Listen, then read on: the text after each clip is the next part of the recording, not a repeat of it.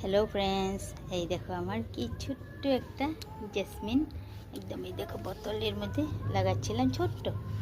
আজকে আমি এর মধ্যে খাবার দিব, তাই ভাবলাম তোমাদের সাথে শেয়ার করি যে জেসমিন গাছে একবার ফুল ফোটা শেষ হওয়ার পরে যে আমরা ব্রাঞ্চগুলো কেটে দিই, আবার দেখো এই যে দেখো কলি শুদ্ধ বেরোচ্ছে, দেখছো?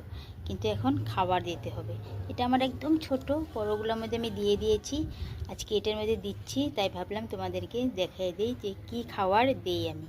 এই দেখো আমার প্লান্ট যেহেতু একদম ছোট বোতলে, তাই দেখো এই যে এটুকুনি আমি গোবর সার নিয়ে নিয়েছি, আর এর মধ্যে এই যে এতটুকু আমি অ্যাপসম সল্ট দিয়ে দিলাম।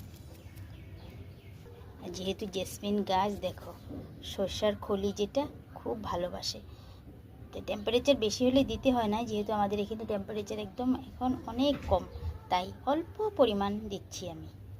এই দেখো, আর এই দেখো 4-5 দানা এটা সিউইড গ্রেনুয়েল, এটা সিউইড লিকুইডও পাওয়া যায়, আমি গ্রেনুয়েল এই যে 4টা কি 5টা হবে দানা দিয়ে দিলাম।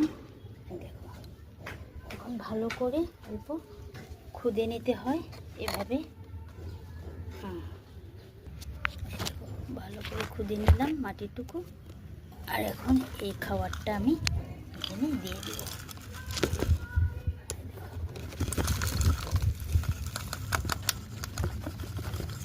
দিয়ে দিলাম, বাস এই দেখো, এই যে দিয়ে দেওয়ার পরে ভালো করে জল দিয়ে দিবে, দেখবে ফুল আসলে তোমাদেরকে দেখাবো। বাই বন্ধুরা।